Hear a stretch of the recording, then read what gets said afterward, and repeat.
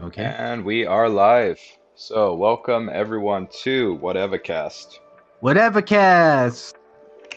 Uh, so I hope you guys got your vapes. I hope you're strapped in for another wild ride. Um, The ride never ends. no, every day, every week, it just gets worse and worse, spiraling deep into clown world. So, first up on this docket, speaking of clown shit, what do we have first on the docket? So, our President Trump, he retweeted an article that specifically named the Ukraine whistleblower, which is probably a federal crime. How much of a shit do you give about this? Absolutely none at all. Great. It's like, So, go ahead, ask me if I care. so do you care? Not in the slightest. Awesome. So before we started the cast, we were talking a little bit about the shift of the game industry. We have a few things to talk about today, but we want to get through this conversation. What were you saying about EA and its history? Yeah, I remember before the clown world, back when Electronic Arts first started, they like some of the lore of Electronic Arts, EA and stuff, they were actually kind of cool back then. There was a time when they were actually cool because they get this broke off from Activision because they weren't being paid royalties.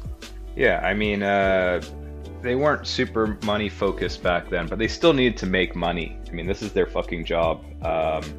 Everyone needs to make money. You should never shit on like creative artists for needing to collect money, but they weren't like it wasn't like money was their motto. Money was not their whatever you call it, their raise into whatever. They were about making video games, but it was their job, so they need to get paid. And Activision was already going down the shitter then, right? When was that? Like around the time of like the video game crash in the 80s. So Activision has been terrible for that long. Pretty much, yes. Jesus. I mean, I assume they were still like they still had some level of humanity back when like Tony Hawk's Pro Skater and shit like that was getting big, right? But I don't know. I mean, they were at least interested in fostering new industries, but I guess they've gone from like greedy but productive to just straight up greedy with no productive value at all. Yeah, I mean, look at the Crash and Spyro like remakes. Some of them like it's depending on which one you get, it may be good, maybe bad. Like the Crash remake was but the Spyro remake was okay. Really, I thought the Crash remake was perceived pretty well, and especially like the The what was the the lighting Crash and team? stuff felt really fucked up, man. Yeah, I mean, I don't know. Lighting is not my biggest issue. I mostly play on Switch, so as you might be able to guess, I'm not like the biggest stickler for graphics. I'm more interested in graphic design and less about like graphic capabilities. Well, well, the thing is with the graphic design that it was actually kind of all smudgy looking because it had so many freaking filters on it. But yeah, Yeah. I wanted to talk about EA and their original statement because I remember actually having this paper for the longest time and it actually inspired me a little because I got it in a box with one of my PC games back in the day. Yeah. Because yeah, I have those boomer memories from all those years ago before the clown world. Sip. Mm-hmm. So the About our motto company. was, yeah. About our company, we are an association of electronic artists who share a common goal. We want to fulfill the potential of personal computing. That's a tall order, but with enough imagination and enthusiasm, we think there's a good chance for success. Our products, like this game, are evidence of our intent. Man, that's just fucking heartbreaking. And That used to be Electronic Arts, yes. God, And it does yeah. break my heart. Yeah. I don't know. Can you pinpoint the exact point where it just went so wrong? Like, was it when they started to do sports games or what? Like, man, shit. And some of Around their, there, like during the PS2 era, because it was kind of like a muddy they were zone for definitely everything. they were definitely sliding during the PS2 era. I'm gonna say so. Everything went to shit in the video game world. It was before the jugularity. I would say if we're gonna take an exact year where video games really like they just hit the slope and then flew right fucking off, I think it's gonna be the year 2005. So what happened in the year 2005? I don't know. You tell me.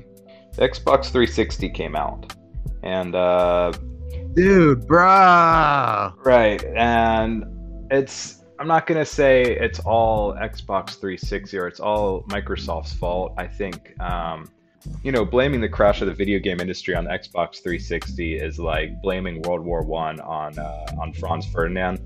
It was just kind of a symptom of what was going on at the time. So you had a few.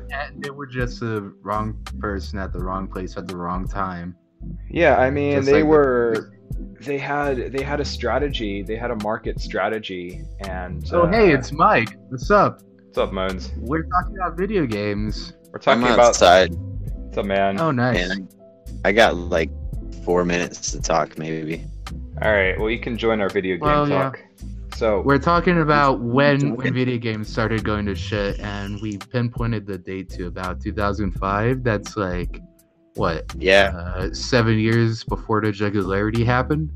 Well, they started doing all the yearly games at that point, and then Oh, the it yearly- just became the yearly games were before that. That wasn't what ruined shit. the market saturation.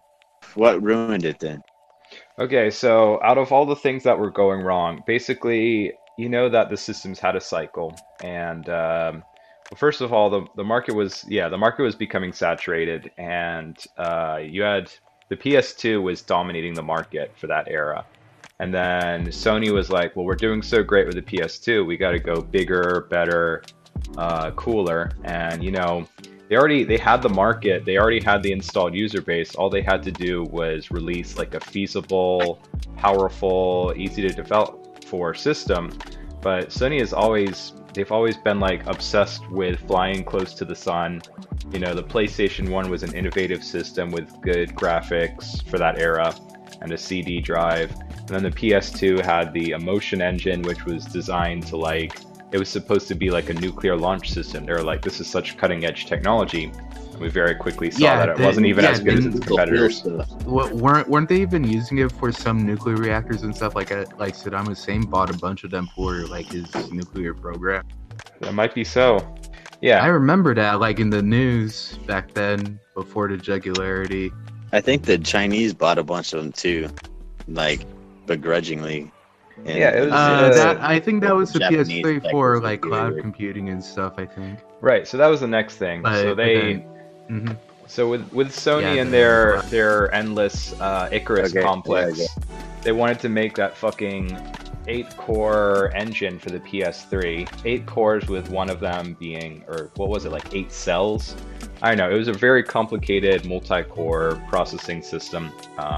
When multi-core processors, this was not like beyond the veil. This was technology that was already available at the time. And Microsoft saw that as a good chance to jump into multi-threaded technology as well. So the 360 had a standard multi-core system.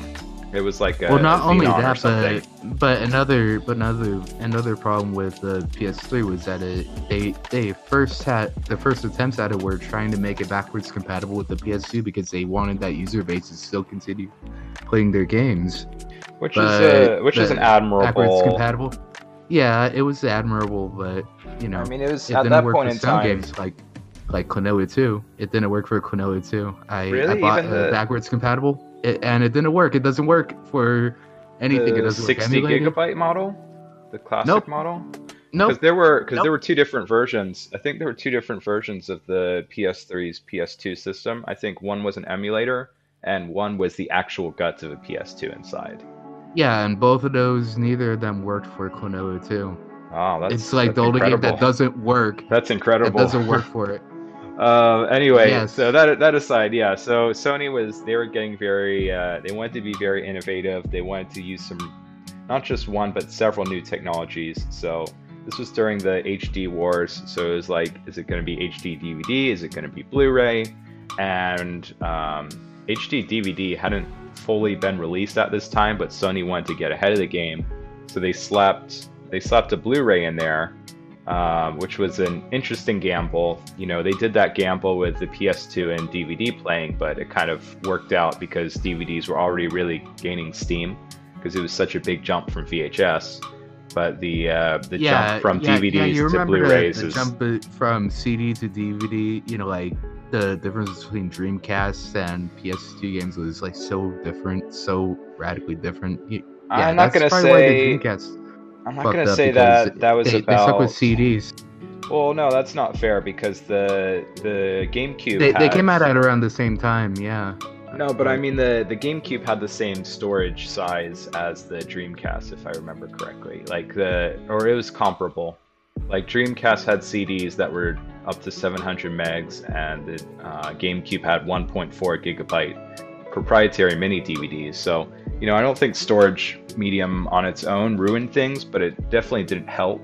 And yeah, so like you would think that it would be a big deal, but the Blu-ray thing, it was much more expensive than it was practical. I mean, I remember for the PS2, one of the main selling points was the DVD player itself, because right. a lot of people just actually use it for playing DVDs, you know, Right, as a media right. player. But that was important because people were invested in the DVDs. Like DVDs were very practical when they came out, but Blu-rays were not practical when they came out. I mean, Yeah, they people were had. expensive.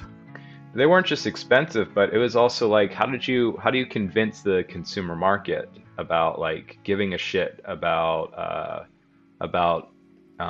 like smoother video? I mean, the difference between VHS and DVD, it's monstrous. Like VHS was just this shitty square box video, you know, very few lines, and everyone just remembers like how distorted the color was and how much like static and aliasing was going on. It was a clearly like poor format that was okay when it came out and was extremely dated in the years leading up to its death. But like, what's the jump from DVD to HD DVD? Honestly, it's not all that big.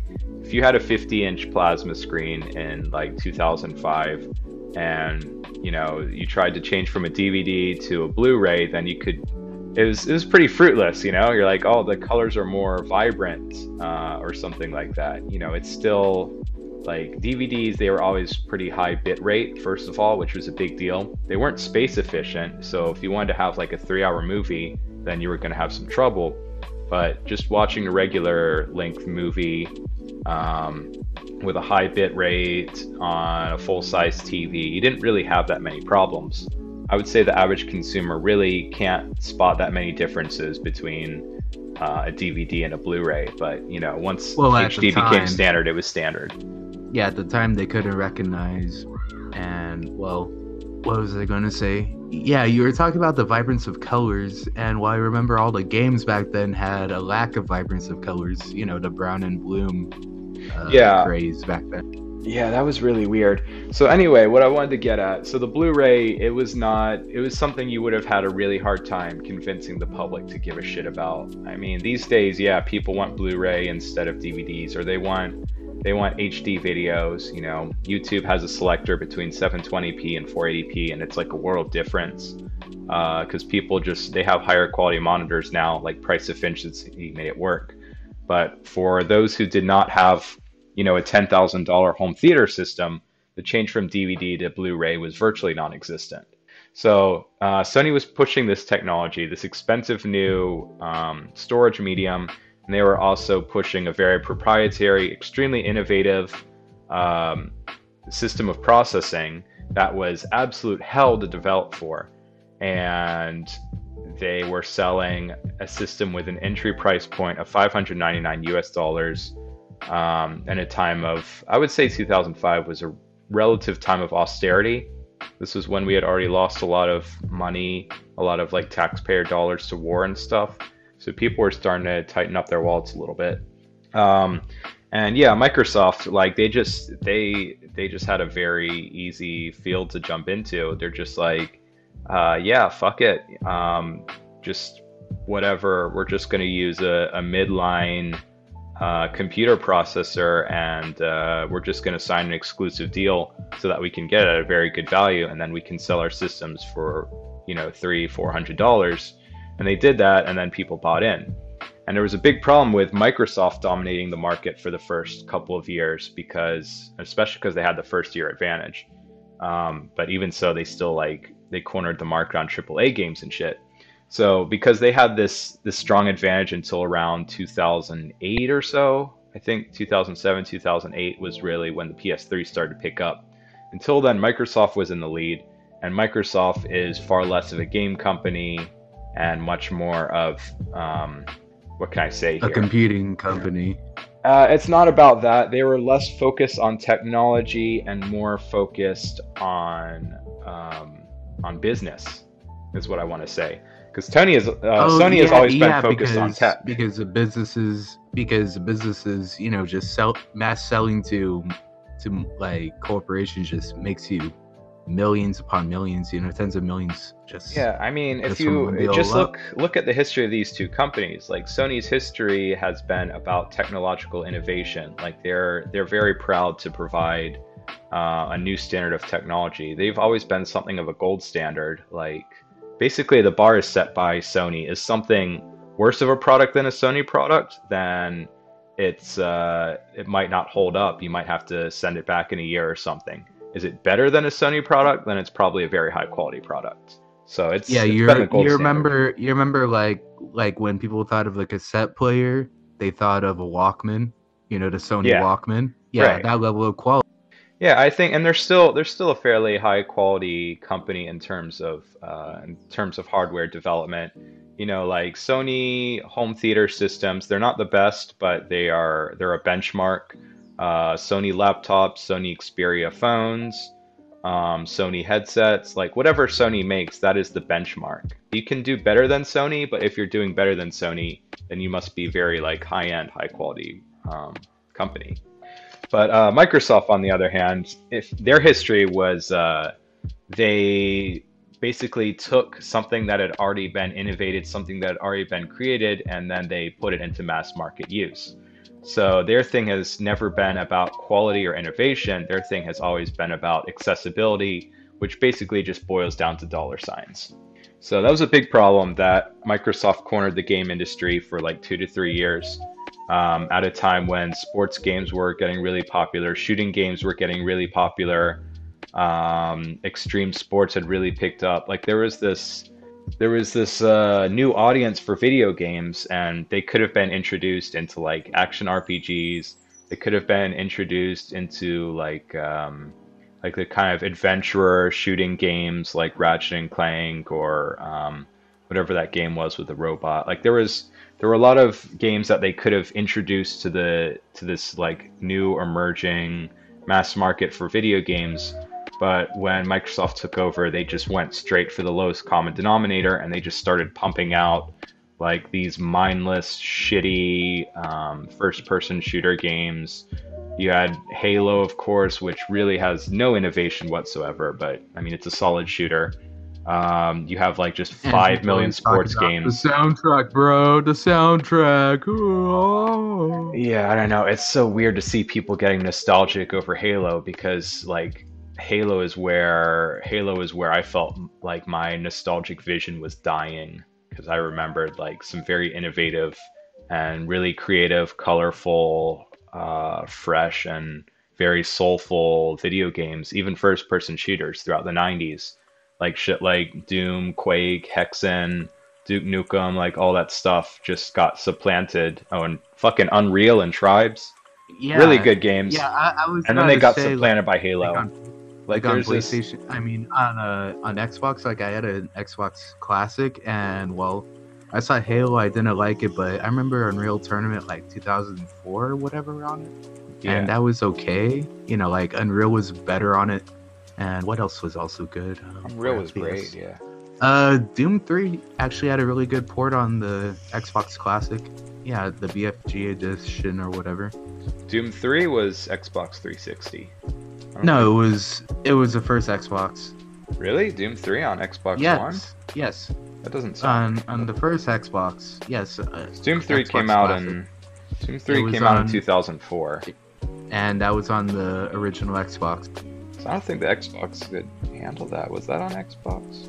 I remember buying the game for it. Yeah, I remember Man. getting it for Christmas one year. Huh. Because I thought it was just, yeah, sure enough, it was on Xbox. Man, how do you do that? Because I remember computers at the time had a hell of a lot of difficulty trying to get that thing. You gotta give it to Carmack's autism. Yeah, wow. He was able to pull that off on an Xbox. Anyway, yeah, so that's when we really saw like the whole gaming industry go downhill. That's when like Blizzard stopped focusing on innovation in StarCraft and Diablo. Instead, they focused on like that's when they started getting to the competitive game market in Asia, and also when it's when they released World of Warcraft, which was basically a generic MMO, but you know, it was designed for the mass market. It was the first like mass market MMO because you had plenty of shit. I remember both like all my friends back then were on it. Like all my friends on MSN Messenger were on it. It was just everywhere, and they talked about how it was normie shit. Like, we called it casual then, but it was normie shit. Mm-hmm. Yeah, and those Chinese gold farmers, and it was. I never got into that. An ecosystem of its own for sure. Yeah, I never got into it. I was just like, "You're so addicted to this," and I'm like, "No thanks, bro." So yeah, I'm gonna say 2005. That's when the music died. All right. So shooters killed the video star. Shooters and sports games. Yeah. Damn. Okay, so I think we've exhausted the video game topic for now. What do we have here? You wanna tell us about this flag situation that happened at a high school? There was a rebel yell going down because there was the LGBT whatever flags. Alphabet flags.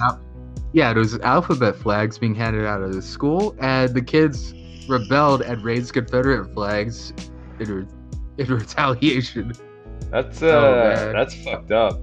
I mean, yeah, I can see like maybe what the alphabet supporters were thinking. They're thinking like, we're gonna. That happened in Missouri. By the way, fuck Missouri. Yeah, fuck Missouri. So I think they're thinking. What were they thinking that you could do that in Missouri and actually get away with it? I guess their thinking was just like they wanted to show pride. They wanted to establish we are here and we should be respected as our identifiable group. And if you are an alphabet person, you feel as if no one is supporting you, no one is reaching out to you, then you can come to us. You can join the party, and then you won't feel alone now. But I think they kind of forgot, or they kind of didn't realize that actions have ramifications. If you're doing something like this, basically what you're doing is you are picking a side. You might not think you're picking a side, but you are picking a side. You are establishing your identity group, and you are rallying around the identity point of your group. And you want to say, no, this is not about division, this is about solidarity, but quite clearly you are drawing lines and saying like, this is us, we're the blue team. The alphabet people's battle plan is basically pick a side and divide and conquer. Yeah, I mean, first of all, that's not completely fair, because there are many alphabet groups, and within the groups there are people who behave in different ways. You definitely have some like conservative gays and stuff like that, libertarian gays and so on. But yeah, like obviously we're talking about the neo-lib, progressive, coastal kind of people, the people who I identify with like the new YouTube millennial clown world movement here. So these What I don't understand is why were they bringing a coastal mentality to a place that's landlocked like Missouri? Yeah, I think they're trying to spread across the nation. I think they're definitely trying to establish themselves as the dominant culture in the country, which is kind of true. Like Californians? Yes, generally speaking, like left-wing culture is dominant in the U.S., but like radical left culture, maybe not so much. There's definitely, I would say, probably more Americans believe that LGBT people should just be like left alone or be treated as humans, whatever, not bothered, not be dehumanized. I would say that's a general left mentality when it comes to LGBT, and I would say this is the dominant mentality of America. But then you have of course the rad libs who are just really rallying around this idea that LGBT people are stronger or better than what you might call like heteronormative people, like the general cis straight whatever. So these people, like, they... Yeah, isn't that biased and bigoted in itself by saying that well, a certain they're pussies. group I mean, is better? Yeah, is they're better than another? Right. They're pussies. I want to say they're pussies. They're cowards because they want to have their group. They want to have a level of not just pride but supremacy in their group. And then when they find out that their actions cause division, then they start complaining about other people dividing. So like they mobilize this identity group in a school, and then what happened immediately after that is, retaliation. Like a bunch of people started to hand out Confederate flags, and this is Missouri, first of all. So like, yeah, as soon as the LGBT people, like clearly Blue Tribe people started organizing, then the Red Tribe people started organizing in response. And the Blue Tribe people are like, hey, you can't do that. Except that's the thing, you gotta stop believing. They did it first, Right. You gotta stop believing that your identity group is special. You're absolutely entitled to identify as Blue Tribe people, as LGBT people, as millennials, as the new culture or whatever. But in doing so, you kind of got to accept that other people are going to rally around their ideas of like nativism, nationalism, tradition, protecting the old ways, protecting the rural identity, protecting the white working class, whatever. If you don't want to deal with identity politics, then probably the first thing you should do is not participate in identity politics. Yeah, I mean, if you want to get to people, you want to at least, create some sort of bond with them, at least, instead of outright saying that their way of living is completely wrong and this is how you fix it. Right. Yeah, I mean, that's what you got going on. You got conservatives that are going around saying shit like, convert the gays or get rid of them, whatever, America's for white people, whatever. And the liberals, they see this and they're like, yeah, no, that's absolutely not right. So they understand that, like, having someone, stomp on you, push you out of the way, and demand that you assimilate into their identity is bullshit. But then what are they doing? Well, they're passing out rainbow flags and then complaining that not everyone identifies with their rainbow ideology. So at some point, something's got to give. I mean, you gotta, if you don't want your shit to get trampled on, stop trampling on other people's shit. Stop being that which you hate. It's quite simple. Yeah, and it's like they really hate a taste of their own medicine. They fucking do. They have, I think, it's not all of the left. There's definitely some part of the left that is not brutally retarded. I definitely want to hang out with the good side of the left at times. But you do have this, you definitely have this quote-unquote progressive, quote-unquote liberal, quote-unquote future-minded group of people. And they're not tolerant. They're not self-aware. That's the biggest problem. They're not self-aware. They have no self-awareness. They just keep making excuses. Yeah, they're just so hard-headed. They are. I mean, they're fucking stupid, and they don't realize. Well, these people don't realize. They're proud to be part of the left, but they don't realize that also the left is making fun of them. Not just the left. Everyone's making fun of them. Well, yeah, obviously the right is making fun of them. Like, they know the right is making fun of them, and they don't give a shit because the right is their enemy. Like, they've identified the right as their enemy, which is stupid, but That's another problem to talk about.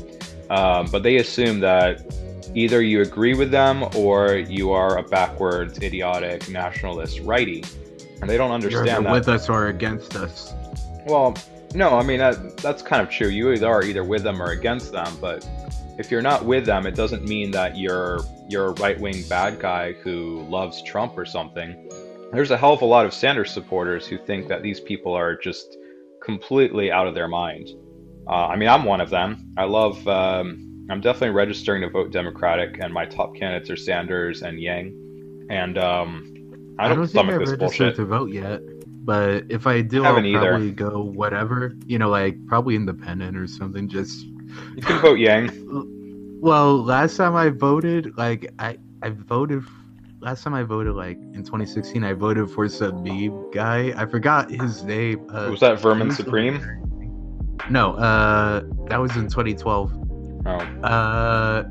Oh yeah, Gary Johnson or whatever. Oh god, Gary Johnson, he's hilarious. Yeah, I voted for him just because of the memes, and I wanted to basically throw away my vote.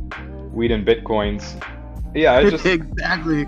His crowning moment of achievement was where he was interviewed, and the interviewer was like, "What do you think about the situation in Syria?"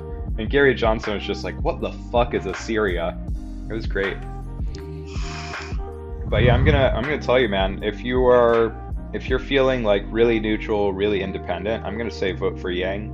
I think he's the best like center of the line moderate candidate in the country for sure. Republicans love him. They should, because he has his head on straight. I don't know if he's necessarily the best for the country, but I think he's whatever. I'll tell you about him later. So anyway, yeah, it was a dumb move. Like, play stupid game, win stupid prizes. Long story short, you show up with rainbow flags. Don't be surprised. Hey, Mike's back. I'm listening. Nothing. We were just talking about Don't catch me up. Just keep going. Alright, let's just keep going then. So yeah, alright, long story short, don't fucking bring any flag to school. Don't organize an identity group. Once you organize an identity group, you're painting a target on your back. Yeah, nobody can handle the rebel yell. If you want to organize an identity group, organize this identity group. Working class. There you go. Voila. Yeah, what if I don't like the working class, bro? And you can go fuck yourself. Yeah, get that flag. Get that flag out there. I'll pour champagne on it, you know? Like go for that it, guy man. on Occupy Wall Street. Yeah, bro. Wait, what? I'm just playing devil's advocate. Now, do you remember that photo of Occupy Wall Street where this guy was up at this exclusive club and he had this like bow tie and he's pouring champagne off the balcony? Like, I think he might have even had a top hat on. But that's what I'm talking about. Like, even if you support the working class, there's still gonna be some asshole who's like, nah, fuck them. Like, what if you came out and you were like, hey, I'm gonna support. I'm really a big fan of grass, you know, like nice lawns and stuff, and people would come out and say, fuck grass. We need to make gardens. Mow that shit. Fuck grass. Fuck the earth. We need to make places for people to shit. Oh, it is, man. Like a toilet? No, bro, like a street, sidewalk. Yeah, dude. There we go. Like a Blockbuster Video, like the comedy section. Just take a shit in the middle of the comedy section because they don't have a bathroom there. What? Does Blockbuster still exist? I thought they were already like transformed into a giant toilet. Yeah, they pretty much were, and there's only a couple left. But this was back in LA in like 2008. The lady was told there was no toilet, and this is just anecdotal. So she didn't believe the clerk that there was no toilet, so she took a piss in the comedy section. And he why the comedy section? Why not like the documentary section or something? It was further back. Blockbuster, you could have documentaries. And also, there were no documentary sections unless you were in a bigger Blockbuster. Most of the time, they were just put in the drama. People had to ask where they were. It was like, yeah, at the end of drama. We don't really have a docudrama section. Yeah, the docudramas, bro. Fake news. She could have like gone to the foreign language section.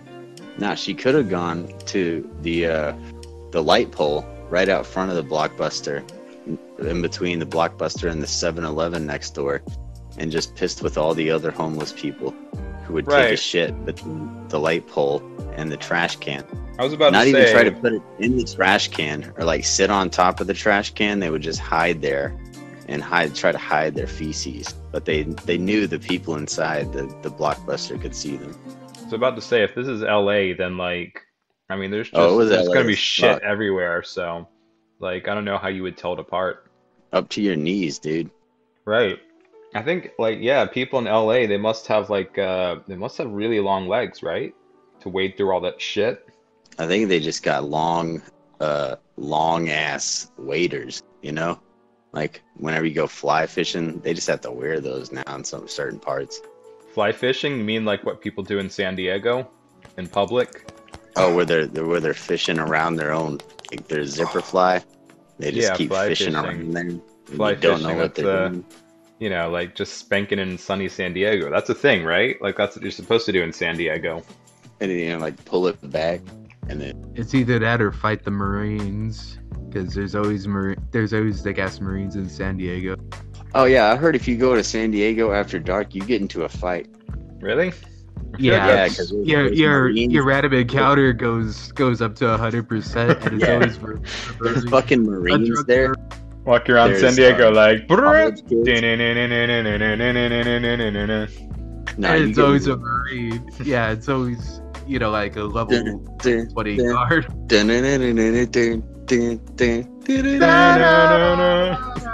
All right, yeah. There's a bunch of gyms around there too, like MMA gyms. So you got fighters, you got college kids, and you got fucking U.S. Marines. Like, yeah, try going to a bar after midnight and being really nice to everybody. Fuck, dude. Yeah, diplomacy is off the table once the sun goes down. We have military dudes here, but they're not.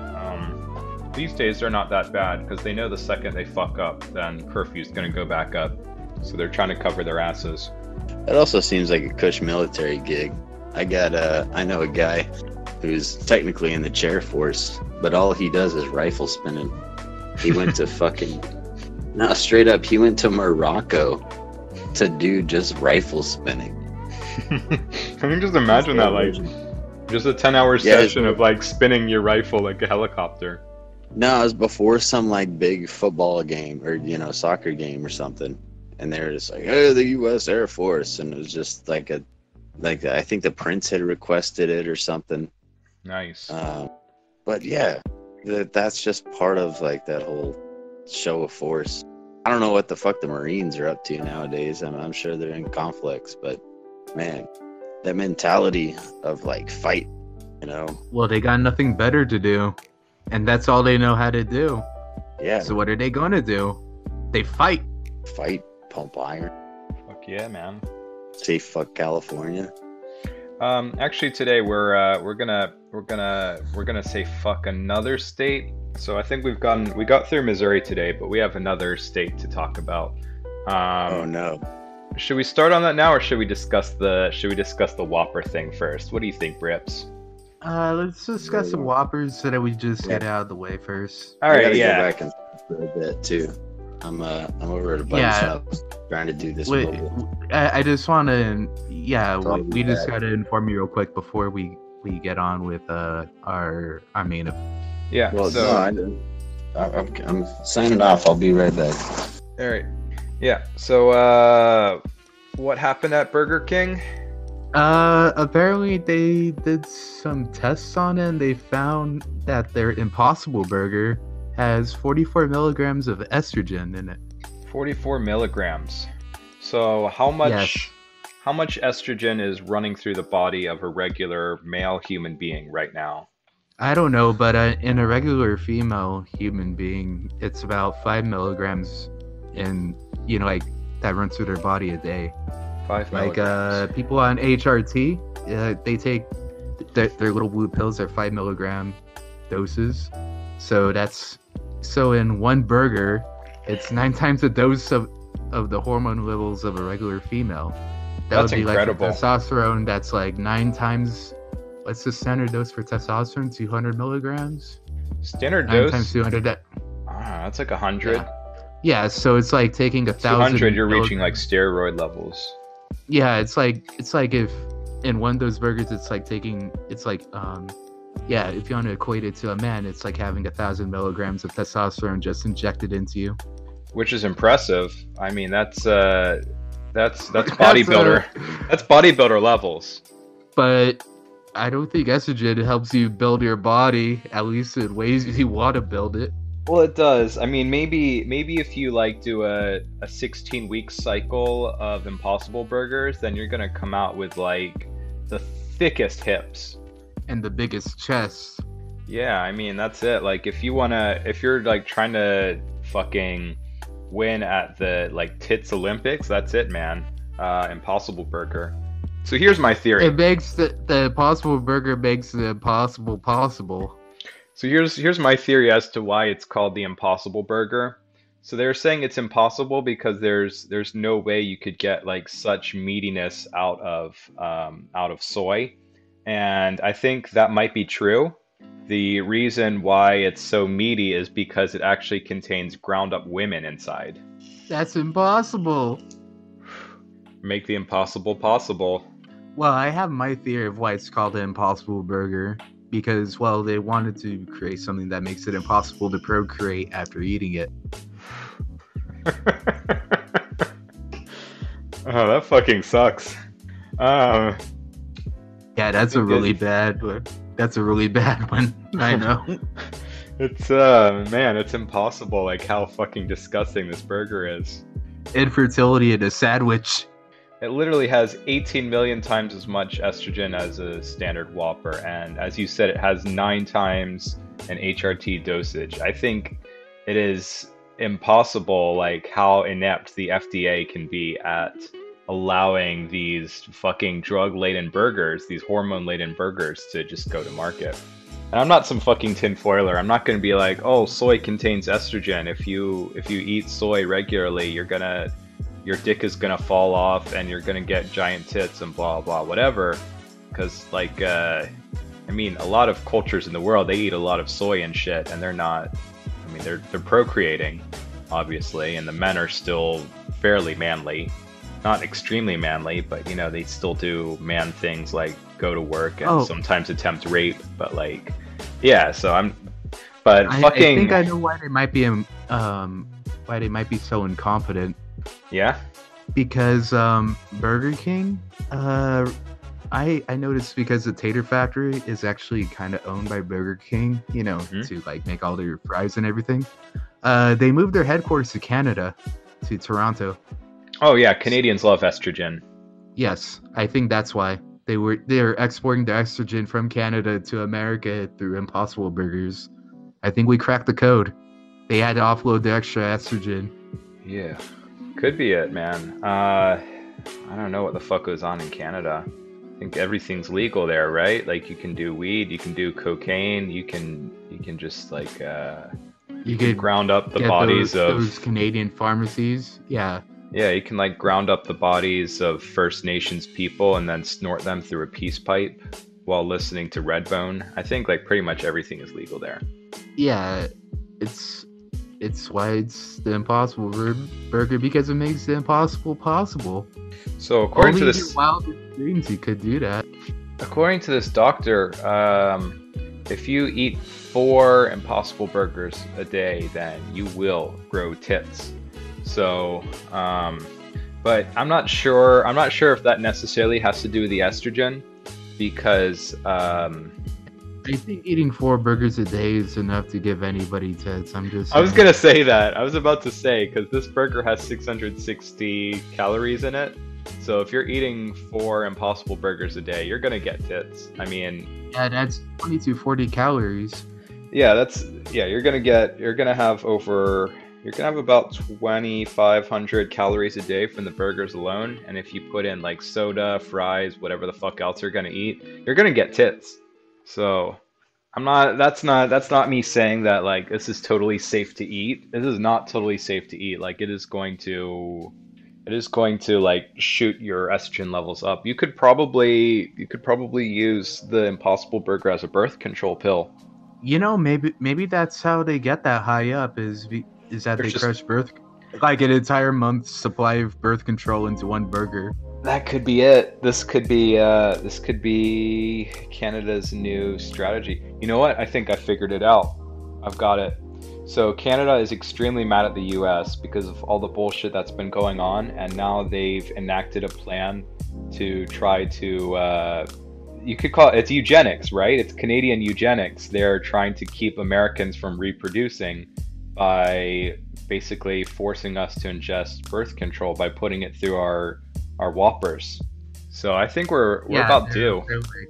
They're like, dude, what if we crush an entire bunch of birth control pills in a burger and just lace it? We just put in the tofu and gave it to both men and women. What would happen? What could possibly go wrong? I don't think it's a dude what if situation. I think this is actually a master plan. I think this has been strategically engineered. I think this is chemical warfare, right? Or biological warfare? Yes, it's biological warfare. This Yeah, is like so I think worse we need than to the invade plague. Canada. I think it's about time to invade Canada. We time need is that now. oil, the oil fields in Rise Alberta. up. Rise up. Let's do it. Canada's next. Well, first we gotta stop the cartels in Mexico. Then we gotta go and stop the estrogen cartels in Canada. It's like there's so many cartels. There's like the coke cartels in the south, and then there's estrogen cartels in the north. Which are we going to attack first? We got our hands That's full. the question on everyone's minds. Yeah, we got our hands full. But that's why our army is bigger than the next 10 armies combined, just so that we can wage a war on two fronts and overseas simultaneously. But when the war is at home and it's biological and chemical warfare at the same time, what are we going to do? Invade. Boots on the ground. I think all the Canadians, they're too busy playing like, what was that? Not Apex Legends. What's that, like Clash of Clans? I think all the Canadians are busy playing Clash of Clans, so I think we'll be able to clear out the fields pretty quickly. Wasn't it like Raid, Shadow Legends or whatever? Or is that a different game? A different mobile, Oh, I don't know. mobile game? I don't know. It's all a bunch of like Winnie the Pooh approved bullshit. I mean, they have an install base of like 1.4 billion people, so I guess they just pump out whatever the fuck they want. You know what's almost as bad as Canada and just below Canada? What is that? It's a very, very green state. Have you heard of it? How far south is it? Is it Oregon again, or No, is it just Oregon? just south of the border, near Oregon, next to Oregon. Well, it can't be Idaho. Idaho is too red and proud to be that bad. Well, fuck Idaho, but that potato state aside, this is a very rainy state. It is full of many colorful people, many alphabet people, many poor people, many gamer words. Washington. Washington, yeah. The first thing we need to tell you guys about Washington, there is Fuck Washington. First of all, fuck Washington. Yes, that's correct. Second of all, I think when people think of the most iconic place in Washington, they're likely to say something like Seattle, but that would not be correct. I think Seattle does not appropriately encompass the true themes and mottos and ideas of Washington. I think the most definitive place in Washington is a little headland in the southwestern corner of Washington. There is a little cape there. Do you know what this cape is called? No, please tell me what this cape is called. It's called Cape Disappointment. Fitting name. Right. So Oregon has Washington boring is Oregon. very disappointment. Oregon has boring Oregon. Disappointment, Washington. Washington has Cape Disappointment. Yeah, I remember. I'm not sure if I said it before, but somebody asked me to describe the Pacific Northwest, and in as little words as possible, I said rain, Shadowrun, and coffee.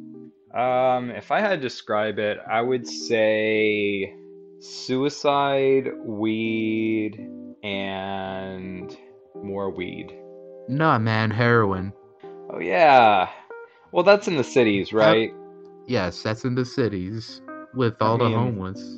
yeah, but outside the cities, then you don't get as much of the heroin, and a lot of the Pacific Northwest is outside of the cities, right? Kind of. Like, in the cities there's heroin, outside the cities there's meth, and in between is weed. Great. You know, yeah, it's like you have three choices of your drug of choice. You get weed, heroin, or meth. So they It's should the same as just Oregon. yeah, they should just draw a map of the Pacific Northwest based on drug usage. Based on which is drug du jour of the peoples in that area, yeah, they should just. But the problem is having them answer honestly, because they're gonna lie like on their surveys. Right. Yeah, you can't trust those juggies to be honest about whatever the fuck they're putting in their systems. I got a great idea. There should be a government-sponsored program where drug-addicted people can fill out surveys to provide useful information about like drug problems and how to tackle them in the States. Except when these people sign up to get employed by these programs, they have to get drug tested first. Oh man. So it's gonna be data collection, but willing data collection. So it's kind of like volunteering for social media, right? Like, sorry, we Yeah. were gonna invite you to come here on our study of heroin, but we did some drug tests and we found you got some meth in your blood, and that's just not gonna do it. So have a great day. Yeah, come back with only meth in your system. Yeah, come back when you're clean. Come back when you're clean with the drug that we want.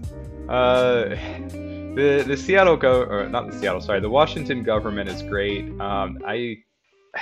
We have a few political topics about what's going on, how tax dollars are being spent in Washington.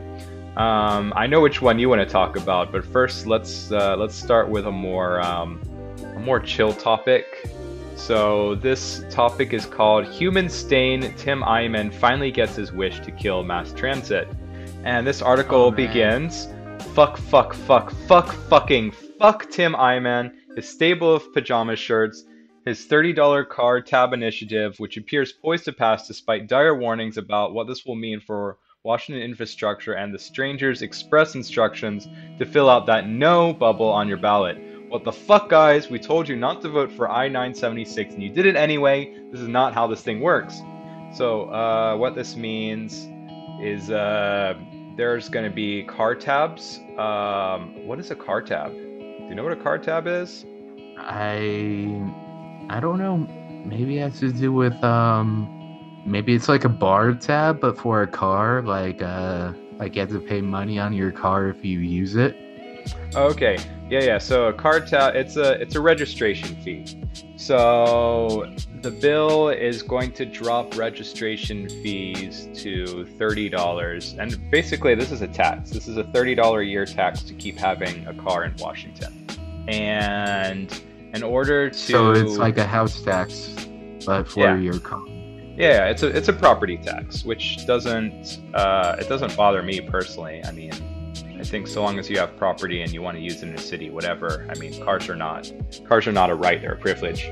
So basically, in order to fund this program, they need to cut $2.3 billion from the Spokane budget, and in order to do this, they are going to kill public transit in Spokane.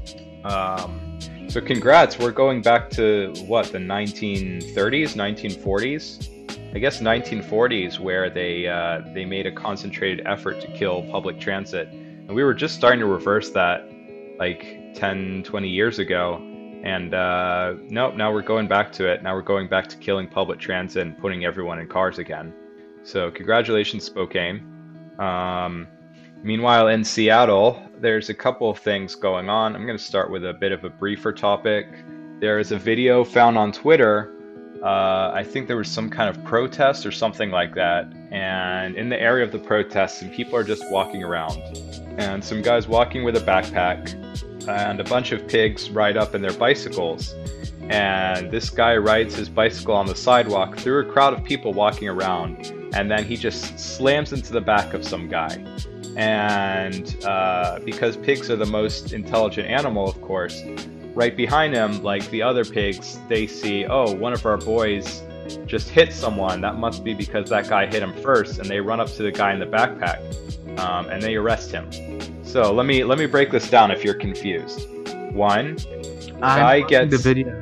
I am confused. Yes. Okay, so one, guy gets hit by a police officer on a bike. Two, other police officers run up and arrest the man for getting hit by a bike. So apparently in Seattle, it is illegal to get hit by a bike. Don't fucking do it. Damn. So Seattle's and I thought great. Portland was bad. Yeah, it's great because like this is a very liberal city. This is a city where you're gonna see a bunch of Marxists and shit. I mean, you know your city is fucking liberal when the police, they ride around on bikes, on actual bicycles, like not on electric vehicles. So yeah, this is just a great reminder that no matter how liberal your city is, the police are still authoritarian rulers, and you do not want to have them in your presence. Fuck the police. Coming straight from the underground. Yeah, it's just like, yeah, because we're Edwards with autism. Yeah, man. Words with autism. Oh shit, I said the N-word. Yeah, I censored myself. You did it. Sorry, man. I gotta. I'll bleep it later. I got a runny mouth.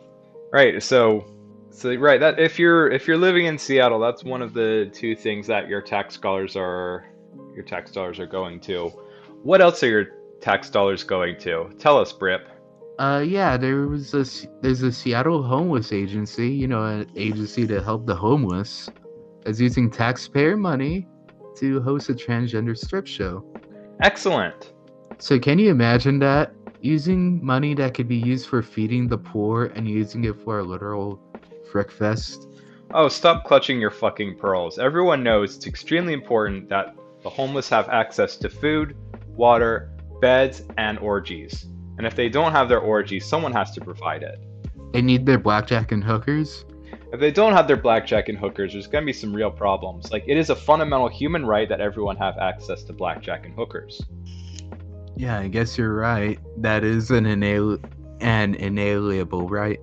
I'm pretty sure it's in the Constitution, right? It's like the 11th Amendment. The government shall provide blackjack and hookers for all citizens of these United States. You can read it. It's in the Constitution. Well, if it was like if it's like in the first 15 or something constitutions, it's in the Bill of Rights. So yeah, it's in the Bill of Rights. You have the right to blackjack and hookers. Yeah, the first 15 were in the Bill of Rights. Number one is that you're allowed to scream as much as you want, so long as you don't say anything racist. Number two is that you are allowed to own any gun you want, so long as it's not big enough to scare your neighbor. Don't forget form a militia.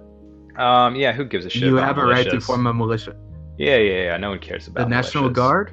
Yeah, who You gotta cares have about a National them? Guard to protect against, those angry Marines. Yeah. Even if they do jack shit, there's something, to protect against them. To protect your world from devastation. Yeah. Yeah, number three is weed. Number four is bitcoins. Number five is you have the right to shut the fuck up. And I encourage the right to not talk to police. I encourage everyone to exercise their Fifth Amendment right whenever possible. And I've noticed a lot of people don't exercise their Fifth Amendment right. I'm not sure if you guys out there are aware of this. Media. Yeah, I'm not sure if you guys are aware of this or not, but you have the constitutionally protected right to shut the fuck up. So if ever you're in doubt about whether or not you should shut the fuck up, just go ahead and shut the fuck up, and you will definitely err on the side of safety. Number six is orgies. It literally just says that. The first 10, not 15. No, who gives a shit? We'll get there. Right, so number six, number one says the government shall not impose blah blah blah blah blah blah. It shall not get in the way of you screaming or causing trouble, whatever. Number 6, the entire text of the amendment was orgies. I think is a uppercase O and then a period at the end.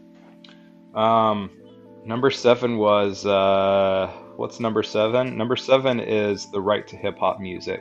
The government shall not make any law that imposes on the right to sick ass beats and or funky fresh rhymes. Or And getting jiggy with it.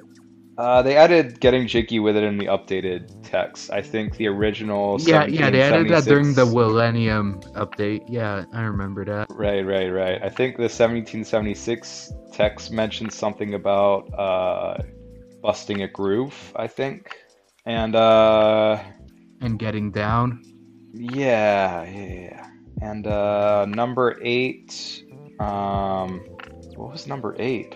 Well, we talked about which one was for blackjack and hookers. That was That was number 11. oh yeah. Yeah. I think number 8 was just kind of I think it just said this page omitted on purpose. Number 9 was fuck New York. You. Oh yeah. Fuck him. And number 10 was fuck Philadelphia. I think actually number 9 and number 10, they may or may not have been written during a personal feud between two of the founding fathers. I was about to say founding farmers. Same thing. They were pretty much farmers, plantation owners. Yeah.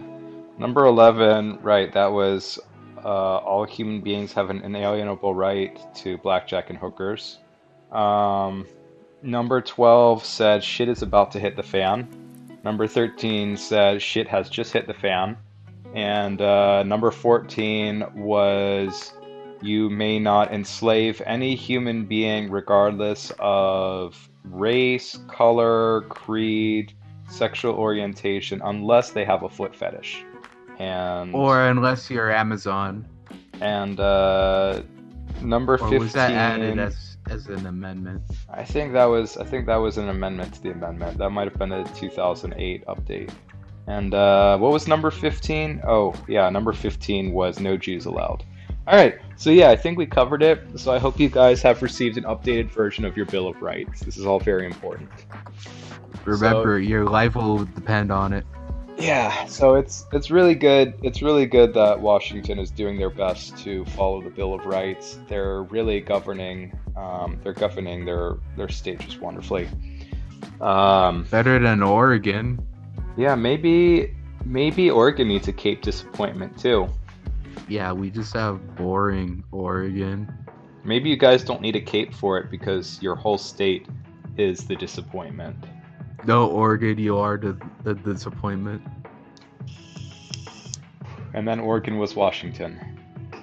And then there's those assholes that want to make a mega Oregon, Washington, everything by calling it what is it? Pacifica? Columbia or something. I mean, you No, guys have not enough Columbia. drugs. You guys have enough drugs to be Columbia. Oh yeah. Oh, Cascadia. Yeah, Cascadia. Cascadia. That's what they call it. Cascadia. Like Sounds the like an Cascades. EDM festival. Apparently, it's a real thing. There's a movement for Cascadia, and it involves, I think, all of Washington. Wait, do I understand this correctly? This map is kind of weird. So all of Washington. It's basically like the disputed area, of British Columbia Yeah. and American Columbia, but the American part also wants the British part. So it's all this entire area. Yeah, they just wanted to just be one super nation and break away, but it's they can't do that. I got a better idea. I think Cascadia is a weak name. I think they should call it Greenerland. And their flag should probably be a modified version of the Canadian flag, except green. And the leaf, I think the leaf can stay the same because people don't really know the difference between a maple leaf and a weed leaf. Yeah, the Cascadia flag isn't it just like a pine tree? That's so boring. Yeah, it's a pine tree, it suggests what's going on there, but I think it should probably be a weed leaf. There's lots of trees and people in the trees smoking trees. There's a lot of trees there. That's basically Yeah, all there's about actually so trees. much. There's so much weed in Oregon that there's so much goddamn surplus that they need to basically offload it to other states like Colorado. Right? Yeah. Shit. Yeah, there's so much export of weed from the state that that other states can't actually keep up with the supply, and so much of the product is lost every year. So if Cascadia were real, it would have 16 million people, which is relatively sizable. It's a good amount of people. We have like 50 million people here in Korea, in South Korea, I mean. And so it would have about Yeah, as and many.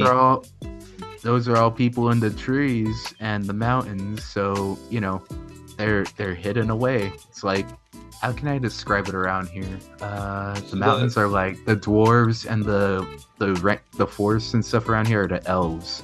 So that's the only way I could describe it. Like, I'm from the mountains, so around here it's basically dwarf land. And on the coast, on the Oregon and Washington coast, it's basically elf land. The land of the elves from like Lord of the Rings and shit. Right. Yeah, that's why they're so hippie and everything, is because they're basically elves from Lord of the Rings. Yeah, everyone in Cascadia is LARPing. Yeah, exactly. Like there's actually a place around here called Mountain Home. Like the mountain homes of the dwarves. That is definitely some Tolkien-esque shit. Yeah, there's like Mountain Home, the Treasure Valley, Magic Valley, just all around here. So I guess like if you have a black person in your city, then does that make him a Tolkien black? Does that make him like a Redguard, or is that Skyrim? Oh, yeah, Todd. I can't fucking remember Lord of the Rings now. The past is Todd Howard. The future is Todd Howard. Everything is Todd Howard. By Skyrim again. Dude, someone was asking. They're like, "Is Skyrim on the Nintendo Switch any good?" And of course, my answer was, "No, it's not good. It's not good on any system." For some reason, people did not like me saying that. How dare you! Yeah, I think I was personally downvoted by Todd Howard. I think Todd Howard just like sits on the internet all day looking for references to Skyrim and like just attacking anyone who dares detract from his Elder Scroll movement. Yeah, at this point, he might try to like make a Skyrim micronation, ethno state of Skyrimians that just played nothing but Skyrim. Yeah, Skyrimians. Right, so that's what I think that's what's gonna happen in PC9. I think we're gonna see the Cascadian independence. I think we're going to rise of Todd. We're gonna see the what's this place gonna be called? Like the duchy. What do you call like a state that's run by a duke or whatever? Duchy. Duchy. Yeah, there you go. The Duchy of Todd Howard. They might call it Howardonia, or they might just go all the way, just call it Todd Howardonia.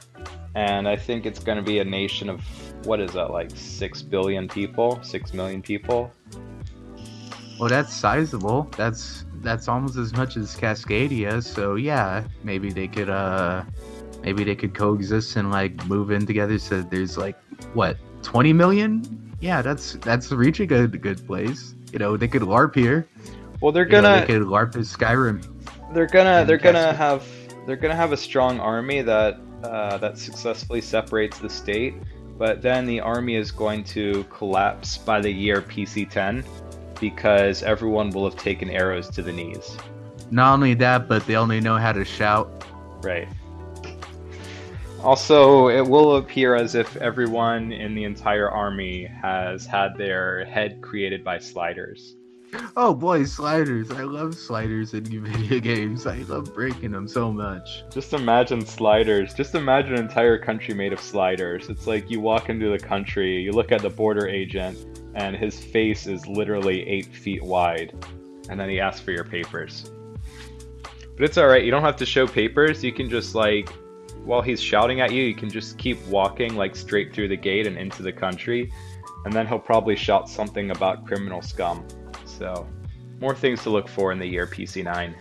I can't wait for PC9. I'm so excited. Because at the start of PC9, I'm going to be 30. I'm going to have my wizardry, man. Let's see. Right. Have you, did you already sign up for wizard school? No, I didn't. I'm taking the shamanic path, the shaman path. Right. Are you gonna do like T-mancy and shit? Yeah, and I've done a couple vision quests, but nothing came out of it. Have you been practicing your pyromancy, or do you have a different approach to alchemy?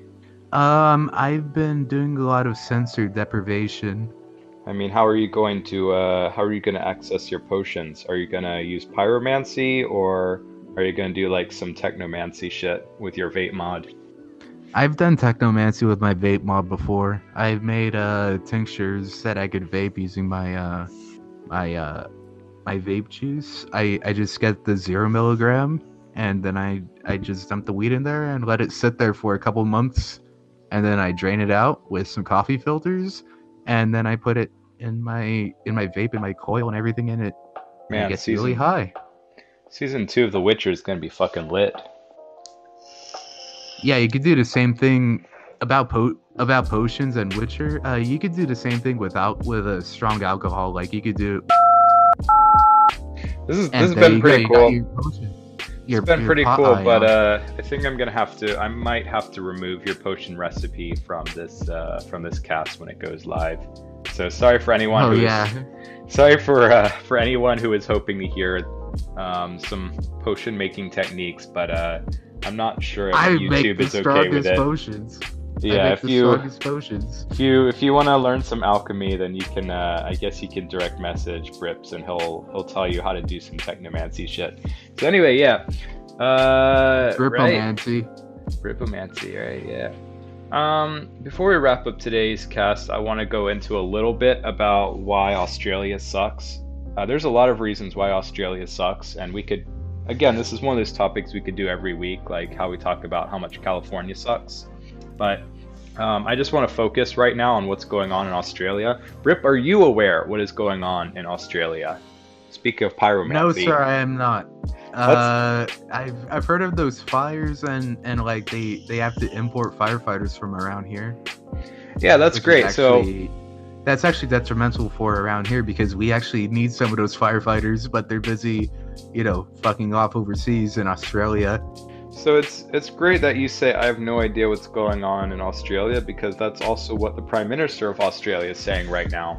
So Oh, really? do you remember that? You Do you mean, remember you that mean I episode have of the Simpsons? I have the same mental capacity as the Prime Minister? You have As the a Prime same level of Minister? awareness. Wow. I can't believe it. Yeah, you know about as much about Australia as the Prime Minister of Australia does. So hope you're excited about that. Get some snake oil. So, what is actually happening? Since you know more than the. I don't know the exact circumstances, but long story short, the entire country is on fire. The First it was the AQI, Amazon, but first it was the Amazon. Now it's Australia. right? Basically, third world countries are really fucked right now. So, Australia's the third world country. yeah, Confirmed. it's fucking terrible. It must be. I mean, like, 120% of the population is just a bunch of like Vietnamese and Chinese sweatshop workers, right? Everyone who has a What good about the job works at. Abos? What about them? The country doesn't even care about their First Nations people. Oh yeah, they care less than America.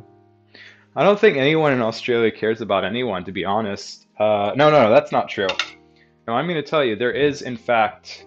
They care Um, about the rugby players. That's about it. no, I'm going to tell you. I'm going to tell you who the Australians care about. And the answer is China. Australians love China. Well, I don't know if Australians love China, but the Australian government loves China. They also love Vegemite, I think. They do. They love Vegemite and they love China. But what they don't love is taking care of their own people. So, in the midst of this giant fire, which is sweeping through the nation, just tearing the whole fucking country up, ruining all the air, and I think the AQI there is like 900, and by comparison, like That's the AQI in how Mumbai many is. Beijings is that? Well, no, Beijing is not a fair comparison because Beijing actually has really clean air right now.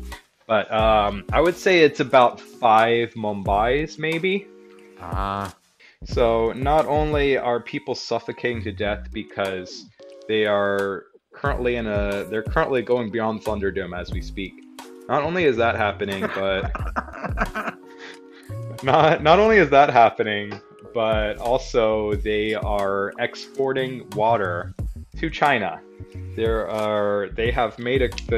Australian government has given a contract to private Chinese companies to take water out of the country, water that is not highly available. Because I don't know if you know about like fires and shit, but they cause problems, and you don't usually have a lot of I good know water. about fires, and yes, you need water to fight fires. It's like the natural balance of the world. There's fire and there's water, and you use water to fight fire, and you use fire to fight water.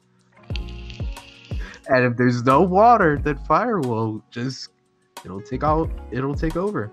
So basically, at this point, Brip, you are more qualified than the Prime Minister of Australia to be the Prime Minister of Australia. I just need to get the accent down. I can't do an Australian accent. Well, I think you're too sober. Because I think if you want to, first of all, in order to become an Australian citizen, you have to pass the citizenship test, and this requires shotgunning about 10 cans of Foster's. Oh yeah, you gotta have your BAC like at least what 0.2. Yeah, you gotta like pass the BAC. Right, and there's spot checks in Australia. Occasionally, the police will pull you over and give you a breathalyzer test, and if you have less than a 0.1 at any point in time, then you will be detained. You have to maintain a minimum BAC. Right, you have to maintain a minimum BAC in order to remain in Australia. And I think they've really been having, they might have been having a slump in beer sales recently, and they wanted to advance the sales of alcohol, so they set fire to the country. Because if they figure, people are just gonna stay in all the time and don't give a shit about anything anymore, then they're gonna buy more beer and just get fucked up. Well, if they don't get high on beer, they'll start huffing gasoline. I hear they do that in Australia. They huff gasoline. Yeah, I'm not surprised. I bet they've probably developed an immunity to most natural hazards. Yeah, considering the fauna of Australia, considering all the tarantula venom that's running through their veins, I'm pretty sure they've developed a certain degree of immunity to gasoline. Shit, maybe I should run for Prime Minister. I think I could keep my BAC high enough to do it.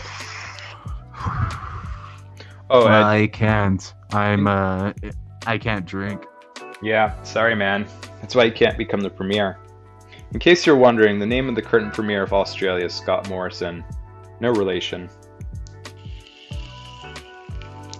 That's such an English-sounding name. God damn.